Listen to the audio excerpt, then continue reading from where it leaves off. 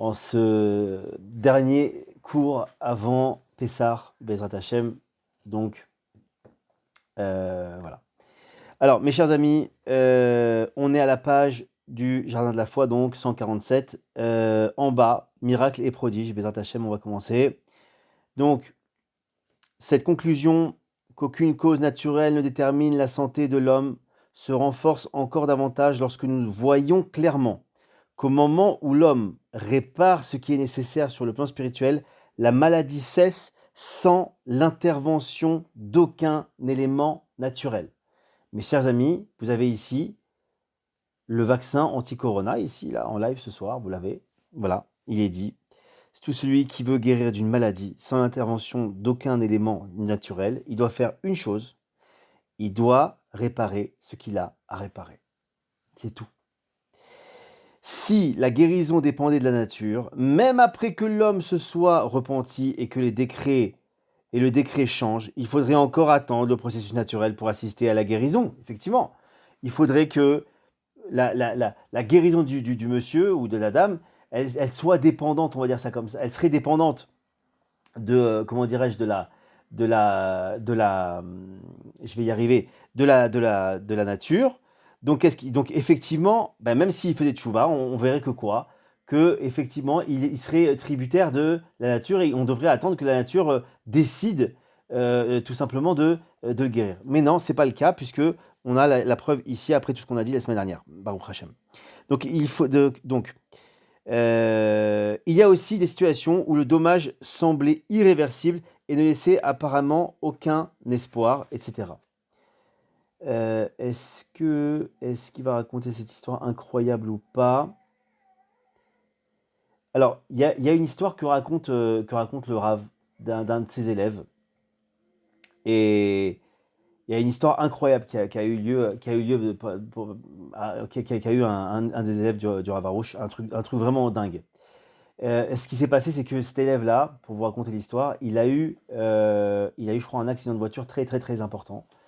Il s'est avéré que son accident de voiture a fait des tels dégâts physiques qu'il s'est retrouvé avec une blessure très, très profonde que les médecins n'arrivaient pas à guérir. Et vraiment, ils n'arrêtaient pas en fait de continuellement lui dire que c'était pratiquement la fin, quoi, que cette blessure allait s'infecter, qu'il n'y avait aucune possibilité, etc. Et il a réussi à se connecter avec le Rav Arush et il lui a expliqué l'histoire, etc. Il lui a dit, oh, regarde, moi tu sais ce qu'il faut faire en tant que mon élève, choisis. Il a dit non, moi je veux que du remerciement, je vais me battre, etc., etc. Bon, peu importe. Il a mis en place tous les jours des heures et des heures de remerciement. Il n'a rien demandé. Il a juste dit Hachem, merci pour cette blessure, etc., etc. Les médecins n'en revenaient pas, mes chers amis. Il avait une blessure qui n'arrivait pas à guérir, qui s'infectait, etc. Bon, je passe les détails. Et Mina Shamaim, avec ce remerciement, la blessure s'est complètement résorbée, complètement refermée. Et par miracle, tout est parti comme c'est venu. D'accord? Donc c'est vraiment, vraiment important ce qui est dit ici par rapport notamment aux maladies. C'est que les maladies, mes chers amis, la guérison n'est pas dans les mains des médecins. Les médecins sont ce qu'on appelle des envoyés d'Hachem, mais ils n'ont pas les clés de la guérison. Les clés de la guérison, nos sages nous le disent, les seuls à avoir les clés de la guérison, c'est tout simplement, le seul qui a les clés de la guérison, c'est tout simplement Hachem. D'accord? Alors, on continue. Donc voyons. Non, excusez-moi. Mais les choses ne se passent pas du tout comme cela. Et nous voyons vraiment qu'au moment où l'homme répare ce qui a été nécessaire, son état se transforme immédiatement du tout au tout, sans aucune intervention de la nature, et qu'il retrouve la santé en un clin d'œil. Nous voyons ainsi encore plus clairement que la nature n'entre pas du tout en ligne de compte dans la guérison. Mes chers amis, un conseil que je vous donne, personnel, une chose que j'utilise très très tout le temps, dès que je sens que j'ai mal à la gorge, que je me sens pas très bien, que je suis fatigué, que peu importe, d'accord? La chose que je fais, c'est que vous savez, dans la Amida, on a une partie qui est liée à la guérison. Et les 3 premiers mots, j'ai un trou de mémoire, Baruch Hashem, mais c'est pas grave. Les 3 premiers mots, vous prendrez le paragraphe qui est dédié à la guérison, et vous verrez là-bas, et vous tout simplement, vous répétez mentalement dans une espèce dans votre intention comme ça, vous dites à Hachem, Hachem, je t'en prie, je veux que ce soit toi le vrai médecin, toi celui qui dirige le monde, toi celui qui guérit les malades. Je veux que ce soit toi qui me guérisse et personne d'autre, Hachem. Guéris-moi, je sais qu'il y a une faute. Je vous donne exactement ce que je dis. Hein. Guéris-moi, Hachem, parce que je veux être entre tes mains et les mains de personne. Qu'aucun homme il soit entre toi et moi, Hachem. Mais je sais très bien qu'il y a une faute derrière. Je t'en prie, montre-moi la faute. Je suis pas en train d'essayer de fuir ma responsabilité. Je veux savoir quelle faute j'ai fait. Mais en attendant, Hachem, prends-moi en pitié. Et s'il te plaît, ne me laisse pas avec les médecins ou les médicaments. Je veux toi et toi seul qui m'amène la guérison. Et je t'en prie, guéris-moi. Je vous promets, mes chers amis, c'est une réalité. Pratiquement à 120%, il me semble bien, pas trompé, 120% des cas, à chaque fois que j'ai utilisé ça, j'avais un début d'angine, un début de rhume ou quoi que ce soit, et vraiment, j'étais pas bien, j'étais pris, etc. Je vous promets qu'en quelques jours, j'étais guéri et je n'ai pas pris une seule goutte de médicament. Pas un seul Doliprane, pas une seule chose. Parce que, encore une fois, je suis allé à la source et je demandais à la source de tout qu'il me guérisse lui. Et je montrais que j'y croyais vraiment. Et ça, c'est un fondement dans nos prières. Mes chers amis, sachez qu'une des règles, une des raisons pour lesquelles nous ne sommes pas exaucés dans nos prières, c'est que tout simplement, on ne croit pas que c'est Hachem, que Hachem peut. C'est une règle absolue. Et celui qui a déjà compris ça, il a compris déjà 90% comment utiliser, de bien utiliser la force de la prière. D'accord? Je ferme la parenthèse. Donc, mes chers amis, n'hésitez pas à l'utiliser même dans la Hamida, dans la prière des 18 bénédictions, dans le passage dédié à la guérison. Utilisez-le, je vous assure, je peux en témoigner tous les jours, ça fonctionne 120%. 120%. D'accord? Alors, on continue. Donc, c'est ce que donc le Rav, donc l'auteur on parle du Rav Rouch, a constaté à travers des centaines de cas qui se présentèrent devant lui, mes chers amis, soit en accompagnant des malades, en les guidant, en étant témoin oculaire du changement d'état brusque et radical après la tchouva, soit dans des cas personnels où le Rav a pu voir dans son propre corps, donc lui-même il a utilisé cette technique-là, comment la nature se transforma complètement et immédiatement après avoir compris ce qu'il devait corriger. D'accord? Et c'est fondamental, mes chers amis. D'accord? Je vérifie juste une chose. Voilà. Alors, donc dans un des cas qu'il expérimenta lui-même et qu'il... Ah, très beau cas, très très beau ce cas. Écoutez bien, une histoire personnelle du Rav Arouche. Un des cas qu'il expérimenta lui-même et qu'il est possible de raconter se produisit un jour du Shabbat. Qu'est-ce qui s'est passé un jour du Shabbat? Il y a une de ses dents qui était gravement infectée, qui a commencé à lui provoquer comme une enflure à sa joue et des douleurs puissantes de saisir. D'accord? Donc Laura, qu'est-ce qu'il a dit aux gens de sa maison, à sa femme, à ses enfants? Qu'il était contraint d'aller se faire extraire la dent, évidemment, en mal de dents, en extraction de dents. C'est une équation connue. Donc ils s'exclamèrent, mais comment en plein Shabbat tu irais chez le dentiste et est-ce qu'on a le droit de se faire extraire une dent pendant le Shabbat?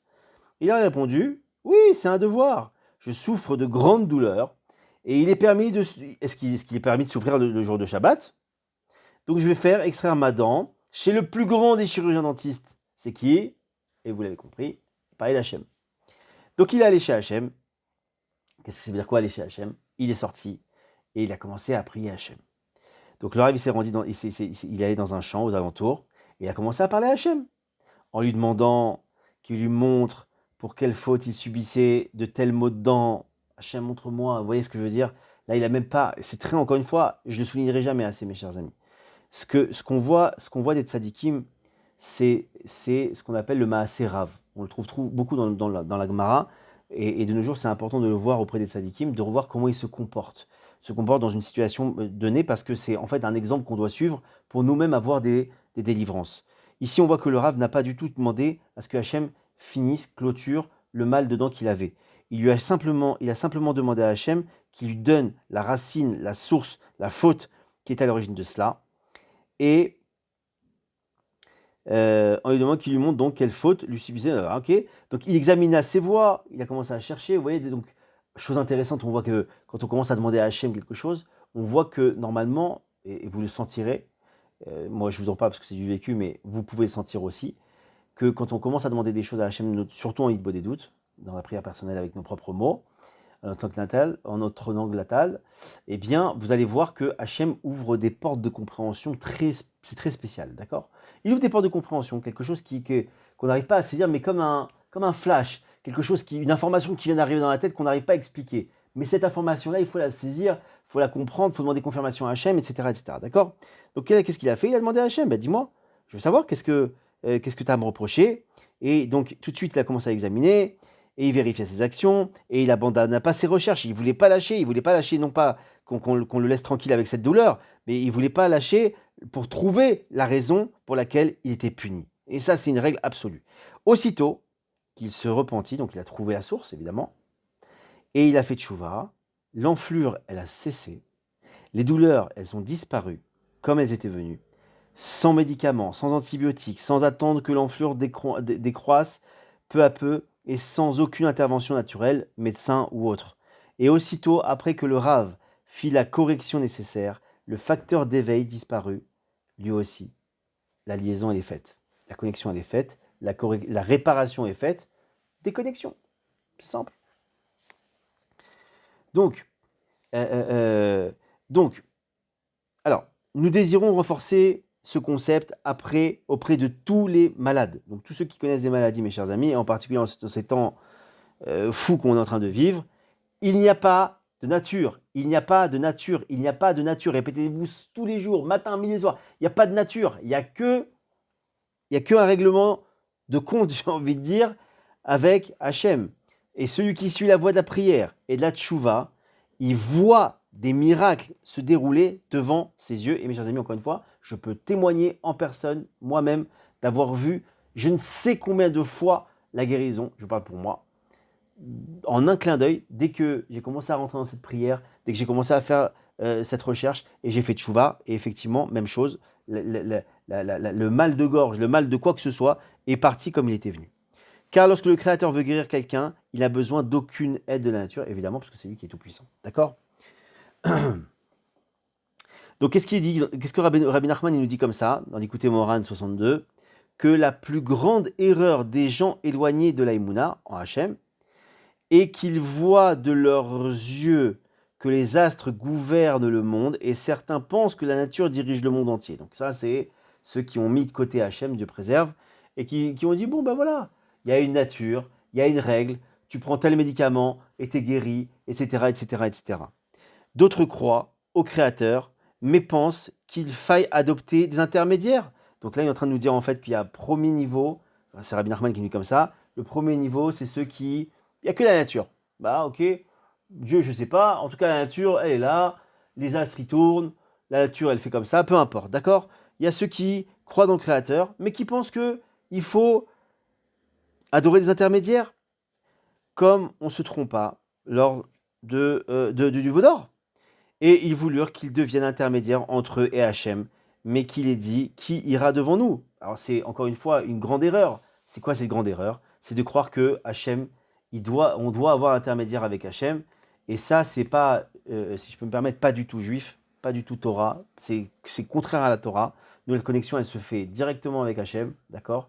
D'ailleurs, toute l'humanité a droit à ça, il n'y a aucun problème, c'est pas simplement les juifs.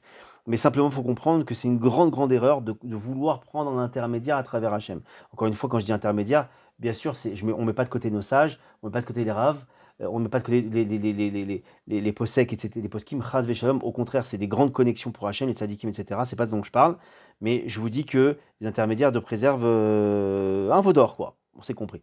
Donc, beaucoup commettent cette erreur et trébuchent en plaçant une cause intermédiaire entre eux et Hachem. Ils croient à la fois en Hachem. Ok, Hachem, c'est vrai qu'il existe, d'accord? Si on leur demande, ils pensent vraiment que Hachem existe. Et il y a aussi un intermédiaire. Et ils disent que cela est nécessaire et qu'il y a aussi un intermédiaire qui existe. Attention. Et cet intermédiaire, il a une force, ce qui est une totale absurdité et une totale catastrophe au niveau de la foi, d'accord?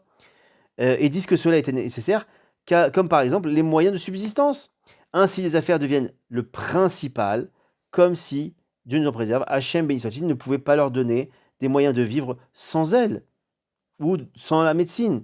les drogues, les médicaments qui deviennent pour eux l'essentiel, comme si Hachem ne pouvait les guérir autrement. Ce qu'il est en train de dire là, ici, Rabbi Nachman, c'est que tout simplement, il est en train de dire, attention, il y a des moyens qu'Hachem nous donne, d'accord? Les médecins, c'est un moyen. Le business, c'est un moyen. Mais ces moyens-là, attention, c'est pas, ils n'ont aucune autonomie, ils n'ont aucune possibilité d'interagir véritablement de manière indépendante dans nos vies. C'est-à-dire que quand on parle d'un médecin, encore une fois, un médecin n'est que le prolongement d'Hachem, d'accord? C'est fondamental. Et tous les médecins doivent avoir cette conscience-là, parce que sinon, eux-mêmes, ils sont dans le mur. Ceux qui font du business, ils doivent comprendre que la bracha, l'argent qu'ils récupèrent dans leur business, c'est la main d'Hachem qui passe par leur business pour leur donner, mais c'est pas leur business. Ils vendraient des cacahuètes au lieu de vendre d'avoir des multinationales avec 20 000 employés, ils gagneraient la même chose, mes chers amis. Et attention, c'est une grande erreur de ne pas croire ça. Donc, il est en train de nous dire ça. Donc, il faut faire très attention quand on met un intermédiaire, parce que des fois, on sent qu'on n'a pas tellement les forces. Et encore une fois, je dis bien intermédiaire, je ne dis pas une idole, du préserve. Mais un intermédiaire, il faut toujours avoir conscience que c'est le prolongement d'Hachem. D'accord? Mais cela est faux, car Hachem est la cause de toutes les causes et n'a besoin d'aucune cause. D'accord? En gros, Hachem peut intervenir comme ça, ni par les médecins, ni par le business, il n'y a pas aucun problème. S'il veut amener la guérison, en un clin d'œil, il n'a besoin de personne. Dans notre utilisation de ces causes, nous devons croire qu'en Hachem, sans que les causes ne deviennent le principal. C'est ce qu'on vient de dire il y a un instant. Hachem est derrière tout ça, c'est que Hachem, et ces intermédiaires ne sont que des envoyés d'Hachem, et sans Hachem, ils n'ont aucun pouvoir. Clair, net, précis. D'accord? Afin d'illustrer donc ce qui précède, nous apportons deux histoires. D'accord? Il y a deux histoires dont les témoins furent nombreux et qui prouvent que la nature n'existe pas. La première histoire, elle est rapportée dans le livre qui raconte des histoires des choses qui se sont passées auprès de Rabbi Nachman. D'accord, ça s'appelle les causeries de Rabbi Nachman. Et c'est l'histoire 187. Donc Rabbi Nachman, il a reçu un jour la visite d'un de ses disciples qui souffrait d'une grave maladie de la main. D'accord, et qui ne pouvait plus déplacer et restait suspendu à son cou. Donc il avait une attelle comme ça, il n'arrivait pas à la bouger, car elle lui causait des souffrances inouïes. On dit devant notre maître, donc on parle de Rabbi Nachman, de mémoire bénie, qu'il devrait boire de l'eau salée et absorber des médicaments. Cet homme était très pauvre et ne pouvait payer les dépenses occasionnées par sa guérison. Il n'y avait pas de quoi payer des médicaments, ça coûtait très cher. Le jour du Shabbat, après les actions de grâce, donc j'adore la traduction, mais enfin après le Birkat Hamazon, si vous voulez, plutôt, après qu'il ait mangé du pain, il a béni Hachem. Notre maître, il s'adressait à ses disciples qui l'entouraient et leur dit que cet homme avait certainement la foi. Et ils confirmèrent à deux reprises les propos de notre maître. Oui, bien sûr, Rav, bien sûr qu'il a la foi, il a la émouna. Et qu'est-ce qu'il a dit, Rabbi Nachman? Il a ordonné subitement à cet homme de baisser la main. Incroyable. L'homme fut pris de panique et toute l'assistance resta bouche bée. Il souffrait en effet de sa main depuis très longtemps, incapable de la déplacer, et maintenant, soudain, hop, il réussissait à la baisser. Mais à l'instant où notre maître de Marbeni, donc Rabbi Nachman, donna cet ordre, ces mots eurent la force d'un décret. L'homme se leva et arracha de suite l'écharpe qui sanglait la main au cou. Et la main se baissa aussitôt. Et ce fut un miracle devant toute l'assistance. Et ils virent comment sa main était subitement guérie et qu'il fonctionnait de nouveau comme auparavant, comme pour le reste des gens et jusqu'à ce jour. Cette histoire qui se déroule devant de nombreux témoins oculaires prouve que la nature n'existe pas, car d'après la nature, les cellules, les muscles étaient endommagés et ils ne pouvaient pas revivre en un clin d'œil, d'accord? C'était impossible. Mais qu'est-ce qu'il y a eu? Hachem, il est passé par Rabbi Nachman, et comme le tzaddik, il décrète, et Hachem, entre guillemets, il fait, d'accord?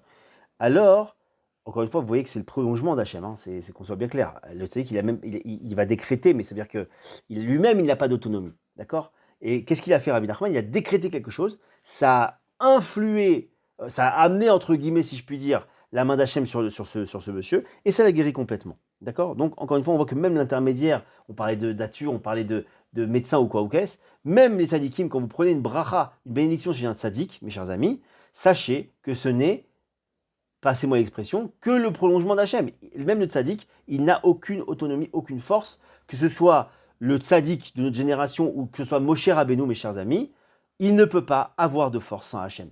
Impossible, impossible. Et celui qui vous dit l'inverse, on est dans le vaudor. D'accord? Cette histoire, donc, on a dit. D'accord?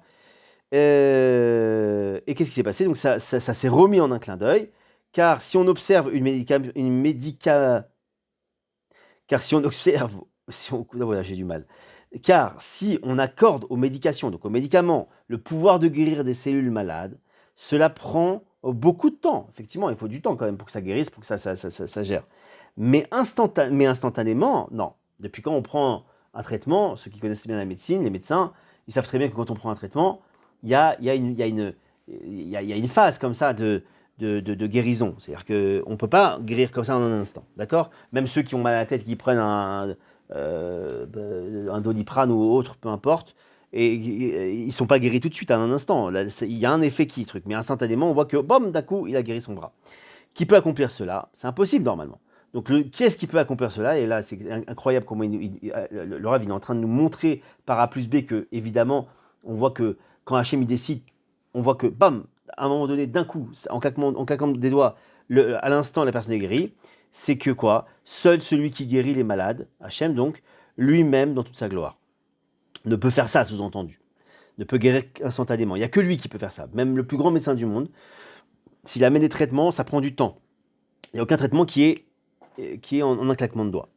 Efficace en un claquement de doigts. Donc ce n'est donc que par la force de la foi de cet homme que sa main fut guérie complètement, sans aucun intermédiaire et aucun clin d'œil. La seconde histoire, magnifique celle-là. La seconde histoire, mes chers amis, bon, je veux la raconter, on va pas la lire, mais je veux la raconter. Vous connaissez tous, pardonnez-moi, l'histoire de Baba Saleh, le tzaddik Baba Saleh, avec le paraplégique, une personne qui était complètement paralysée, qui est venue avec, si ma mémoire est bonne, je crois sa maman, et puis à un moment donné, il a vu Baba Saleh, Baba Saleh lui a parlé, et puis il lui a dit, il a regardé comme ça, il lui a dit, est-ce que tu es prêt à observer cette mitzvah-là, et cette mitzvah-là, et cette mitzvah-là? Parce que vous savez ceux qui ont suivi la semaine dernière, vous savez que chaque mitzvah, chaque élément du corps, il est rattaché à une mitzvah. Et alors, qu'est-ce qui s'est passé? Il lui a commencé à parler, il lui a dit, est-ce que tu es prêt à faire ça, ça, ça, ça, ça? Et l'autre, il a dit, bien sûr, bien sûr, bien sûr. Et d'un coup, il a tapé sur la table comme ça, il a dit, lève-toi! Et à ce moment-là, devant toute une assemblée comme ça, ce paraplégique-là, il s'est levé. Il s'est levé. Voilà. Donc, encore une fois, même chose. Même si ce paraplégique, il avait eu un traitement, ça aurait pris des années, des années et des années. Mais se lever en un claquement de doigts, tout guérir en un claquement de doigts, on voit que c'est le prolongement de la main d'Hachem. Voilà. Ok? Alors, on y va. Donc, il faut savoir qu'Hachem guérit l'homme. Il nous reste combien de temps?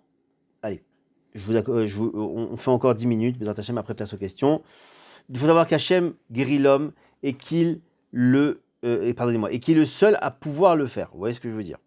On raconte l'histoire d'un juif qui se présenta devant Rav Mordechai Nerchiz, excusez-moi, c'est un tzaddik, mais je n'arrive pas à bien prononcer son nom, que je me pardonne. Et il lui raconta qu'il souffrait d'une grave maladie. Donc le juif, le tzaddik, qu'est-ce qu'il lui a dit? Il lui a dit, tu es allé chez le professeur d'Anapole? Alors lui, il a répondu, je suis désolé, mais je ne connais pas, je n'ai jamais entendu parler de lui. C'est qui ça, ce professeur-là? Alors le Rav, il lui a dit quoi? Rends-lui visite et je suis sûr qu'il trouvera un remède à tes plaies. Alors le juif, il a suivi le conseil du tzaddik et il a pris la longue et éprouvante route d'Anapole. Anapole, c'est une ville, j'imagine dans les Russies, pas dans la Russie, dans l'Ukraine ou quelque chose comme ça, peu importe. Donc une fois arrivé, il interrogea le premier juif venu et pour savoir où habitait le célèbre professeur. Dis-moi, il est où ce professeur-là? Tu sais, toi, tu vis ici, tu dois savoir. Et le passant, il lui a dit, j'ai pas compris, de quoi tu parles, de quoi? Alors le voyageur, il lui a dit quoi? Il lui a dit, je veux voir le grand professeur qui réside ici, dans toute la ville, là. C'est dans ta ville, c'est quoi cette histoire-là? Et le passant, il lui a dit, mais on n'a pas, nous n'avons dans notre ville aucun médecin. Il n'y a aucun médecin dans cette ville. C'est une particularité d'Anapole. 0 médecin. Bon, intéressant. Ni même un simple infirmier. Ah d'accord. Et à plus forte raison, un grand professeur. Bah oui. Et qu'est-ce qu'il lui a dit? Il lui a demandé quoi? Si il sert comment vous vous soignez. Qu'est-ce qui se passe quand vous avez mal à la tête, vous toussez, quoi? Qu'est-ce qu'on fait? C'est très simple. Lorsqu'on souffre, d'une maladie quelconque, on fait tchouva. On s'adresse à Hachem dans nos prières et on l'implore et il guérit. Chose simple, n'est-ce pas? Bon, je suis désolé, hein, je ne vais pas mettre les médecins au chômage, mais bon, on est obligé de le dire ce soir. Voilà, il y a une technique pour ne plus aller chez les médecins. En même temps, j'ai envie de dire, avec le trou de la sécurité sociale, ça peut être une aide pour la France. Voilà, si M. Macron veut m'appeler, que je lui donne les tuyaux, avec plaisir, pour faire une conférence à l'Élysée, je le fais avec grand plaisir, gratuitement. Donc le juif, il revient déçu chez le tzaddik et il lui demande, mais pourquoi vous m'avez envoyé à Naples, où il n'y a ni médecin ni infirmier? Et intéressant la réponse de ce juif. C'est-à-dire qu'il n'a même pas écouté la réponse de l'autre qu'il a vu dans le village. Et lui, il est fixé sur son professeur. Il croit que c'est le professeur qui va le guérir. Il n'a même pas écouté que l'autre, il est en train de lui dire, mais moi, j'ai pas besoin de professeur, ni d'infirmier, ni de médecin. Nous, on se débrouille tout seul, il n'y a pas de problème. On prie, on fait tchouva et c'est fini. Alors, alors, on est où là? Excusez-moi, je me suis... Ah oui, d'accord. Donc, le tzaddik lui a dit quoi? Ben, s'il n'y a aucun médecin à Népal, comment les habitants guérissent alors? C'est bizarre ton histoire là. Pourtant, moi j'ai entendu parler, j'ai presque envie de dire. En souriant, il lui a dit ça. Et qu'est-ce qu'il lui a dit le juif? Ben, lorsqu'ils sont frappés d'une maladie quelconque, ils font tchouva et ils adressent leur prière à Hachem et ils sont guéris. Qu'est-ce qu'il a dit le tzaddik? Il lui a dit, ben, c'est lui le grand professeur avec lequel je t'ai envoyé. Le grand professeur des gens d'Anapole, c'est qui? C'est Hachem. Voilà, c'est ça, c'est lui dont je voulais te parler. Je me suis pas trompé, hein, t'inquiète pas. Hein. Et donc c'était une leçon extraordinaire. Hachem béni soit-il est le professeur qui exerce en tout lieu. C'est un expert qui guérit toutes les maladies, même avec du pain et de l'eau. D'ailleurs mes chers amis, sachez que le Zohar, d'accord, le mystique juif, il nous dit comme ça que normalement, si on avait une foi suffisamment forte, on pourrait guérir avec du pain et de l'eau, simplement en mangeant du pain et de l'eau et en mangeant ces choses-là, simples, on pourrait guérir.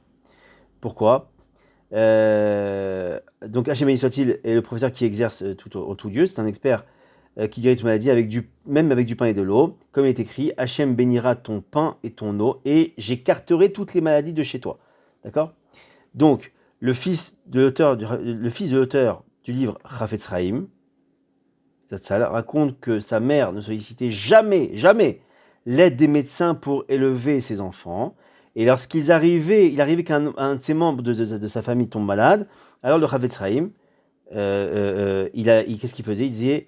Il demandait à ce qu'on distribue 18 kilos de pain aux pauvres, et il montait ensuite prier dans le grenier, et la maladie disparaissait. 18, je pense que c'est la notion de Chai en hébreu, c'est la vie, et donc c'est pour ça qu'il faisait 18 kilos. En tout cas, voilà, j'arrête là pour laisser place, pardonnez-moi, aux questions s'il y en a. En tout cas, mes chers amis, c'est très important. Avant que les questions, s'il y en a, ne soient posées, je vous invite, en tout cas de ceux qui sont sur Facebook, je vais le mettre aussi également ici, là, sur ceux qui suivent pardonnez-moi, sur Zoom. Il y a une grande mitzvah à faire avant Pessah. Voilà, vous avez le lien ici. C'est les paniers de Pessah. Sachez que le Rav Arush, et je l'ai vu de mes yeux, donc c'est pas du tout du bluff. Je l'ai vu de mes yeux. La communauté qui gère, il gère 100 familles. C'est des gens qui sont. Moi, je suis au collège là-bas, donc je vois tout ce qui se passe. C'est vraiment des gens qui sont dans une précarité incroyable, mais vraiment incroyable. Je vous ai mis le lien sous la vidéo, je ne sais pas où il est, mais en tout cas, vous l'avez. Vraiment, si vous voulez faire une mitzvah avant Pessah, c'est des paniers de Pessah pour des gens qui n'ont pas du tout les moyens, pour passer des fêtes dans la joie et de la dignité.